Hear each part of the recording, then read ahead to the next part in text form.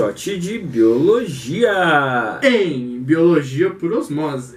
Edição especial, tecido epitelial.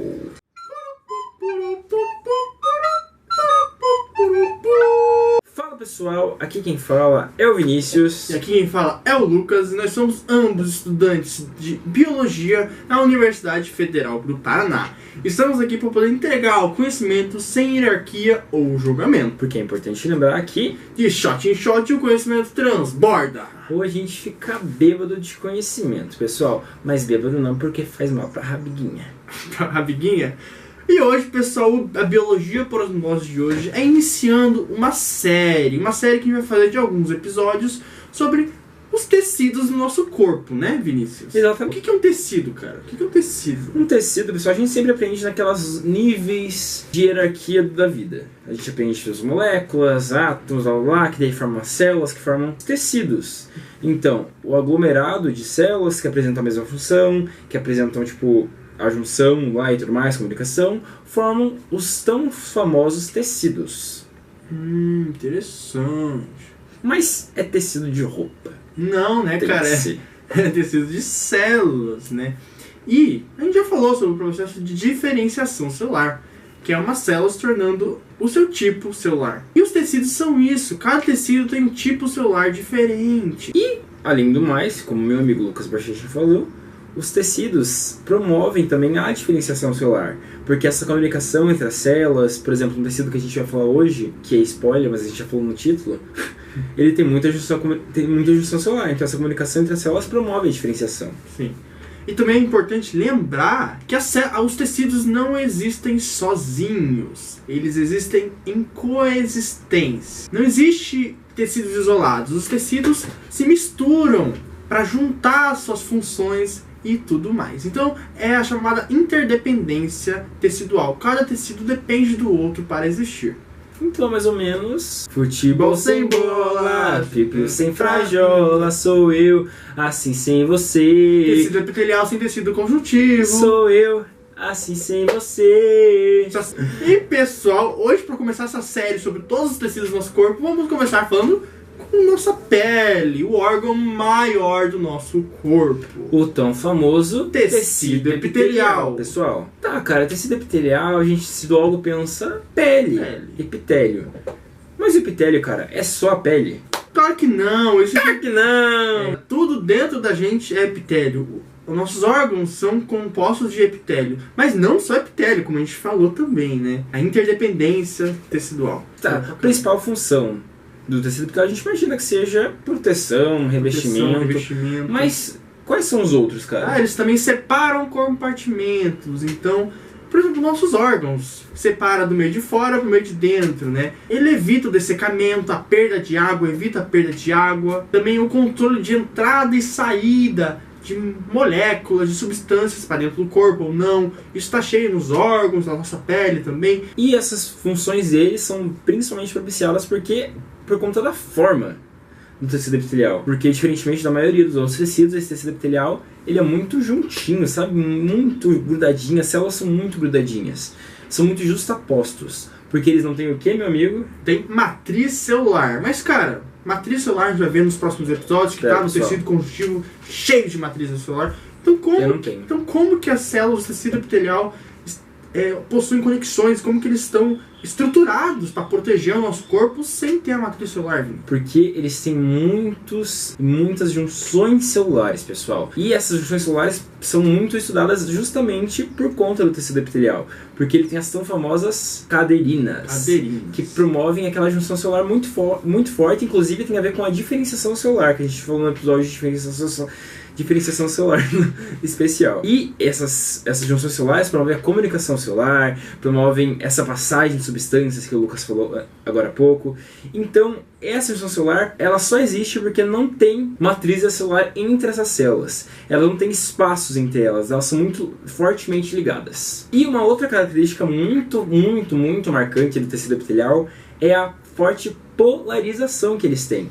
O que é uma polarização, cara?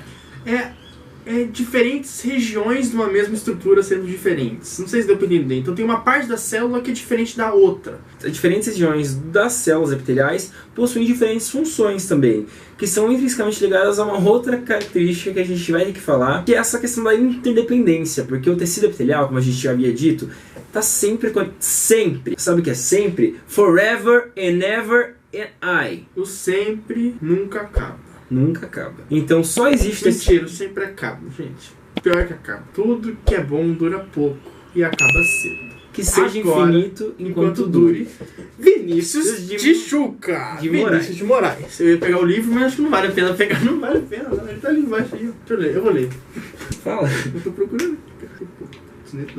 De tudo ao meu amor seria atento. Antes e com tal zelo e sempre tanto, que mesmo em face do meu maior encanto, dele se encante mais meu pensamento. Quero vivê-lo em cada bom momento, em seu louvor hei de espalhar meu canto, e rir meu riso e derramar meu pranto, ao seu pesar ou ao seu contentamento. E assim, quando mais tarde me procure, quem sabe a morte, angústia de quem vive, quem sabe a solidão, fim de quem ama, eu possa me dizer do amor que tive, que não seja imortal, posto que é chama, mas que seja infinito enquanto dure. Que esse canal seja infinito enquanto dure, pessoal. Então. Vinícius Moraes, mais conhecido como o pai do Vinícius Chuca Machado. Cara, tá começando a fazer aquele tipo...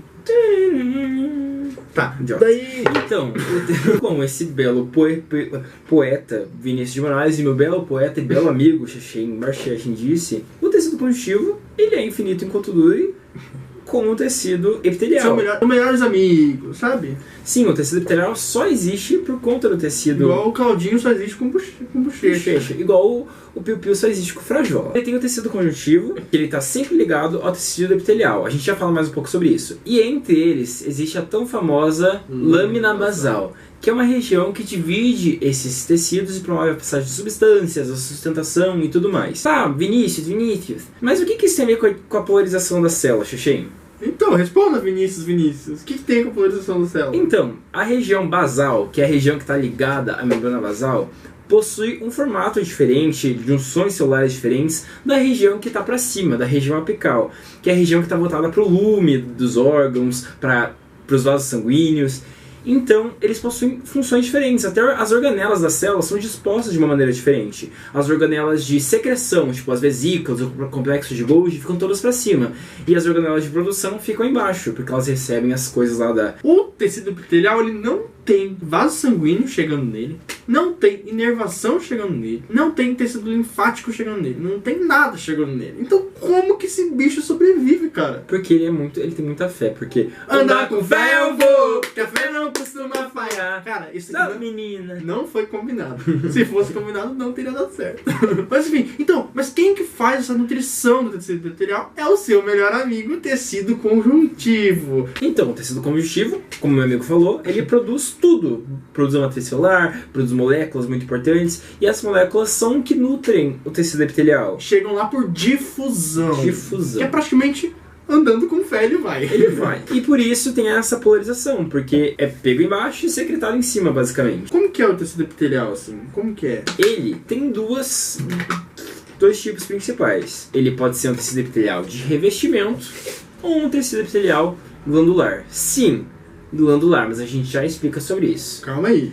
Então, galera, o tecido epitelial de revestimento é basicamente como o nome diz, reveste. Então ele protege a nossa pele, é a epiderme, pessoal. A nossa epiderme, aquilo lá que fica entre os órgãos, a camada dos órgãos. Revestimento, basicamente isso. E ele é classificado de acordo com o número de camadas que ele tem em simples, porque obviamente simples só tem uma camada, ou estratificado, de 2 ou mais camadas.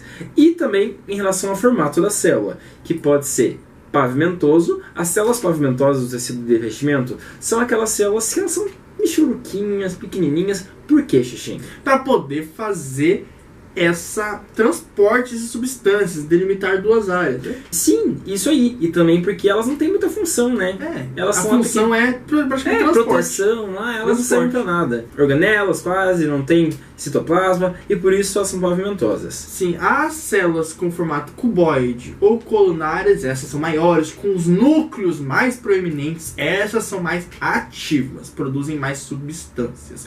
É interessante ver a questão da forma com a questão da função. Isso é muito Isso é legal. na biologia total mesmo. A sua forma está sempre relacionada com a sua função. Agora, diferenciando um pouquinho a cuboide da colunar, é porque a colunar ela tem essa questão da polarização, porque ela é maior. Então tem organelas que tem embaixo que não tem em cima. E só tem algumas especializações, tipo, por exemplo, as microvilosidades que a gente encontra no intestino, que são aquelas ramificações para aumentar a absorção, que tem na parte apical. Daí tem, tipo, os hemidesmossomos, que estão lá na parte basal, que é para juntar mais com a lâmina basal. Mas basicamente isso, são especializações regionais. Agora falando dos dois tipos de tecido epitelial. Revestimento, já falamos, ó. Check! Agora o glandular. Nosso último episódio, que lançou hoje, inclusive quando a gente está gravando o vídeo, foi de tecido endócrino, que são glândulas envolvidas. Agora a gente vai falar sobre as glândulas no tecido epitelial. E sim, pessoal, as glândulas são advindas Do tecido epitelial, sim, claro. Glândulas têm a função de biossíntese e secreção, basicamente. Mas como que surge uma glândula? Ocorre assim, começa a haver sinalizações entre tecido conjuntivo e tecido epitelial, o que promove uma grande proliferação celular do tecido epitelial. Mas é câncer? É claro que não, o episódio câncer tá lá no canal, inclusive, pode ir lá ver. Não é câncer. Essa proliferação de células, essa divisão das células do tecido epitelial vai começar a fazer com que elas invaginem, comecem a entrar pra dentro. E ao entrar pra dentro, invaginando, surge uma glândula. E existem dois tipos de glândula. A tão famosa endócrina e a tão famosa exócrina. São as glândulas exócrinas, ou seja, não perderam a conexão com o tecido de origem. No caso, eles têm aquele raminho que conecta elas. A imagem tá aí na tela. A imagem tem na tela, pessoal. Então, essas glândulas, os principais produtos delas que a gente pode citar são, por exemplo, a bile, muco, saliva, sebo, a cera. E eles são secretados na superfície de revestimento ali. No caso, então, ele vem do tecido conjuntivo, que produz os materiais, as matérias-primas para essa biossíntese que ocorre nessas glândulas, que após isso secretam. E tem as glândulas endócrinas, que são aquelas glândulas que perderam a conexão com o tecido de origem, o tecido de revestimento. E os seus produtos produzidos nessas glândulas são liberados diretamente nos vasos sanguíneos. E o que são produtos liberados nos vasos sanguíneos? Hormônios. E existem diferentes tipos de secreção, né, Vinícius? Como essas glândulas secretam? São 3 tipos. A merócrina, ela libera apenas o produto que foi sintetizado ali. No caso, por exemplo, as glândulas sudoríparas, o suor, a saliva também, que é só o produto, basicamente. E o outro, cara? E o pâncreas também é assim. E a outra é a apócrina, em que o produto, né, mais uma parte do citoplasma são liberados ao houver essa liberação da glândula. Exemplos: mamária e as que produzem cera. E o último tipo é a holóquina, olo de tudo.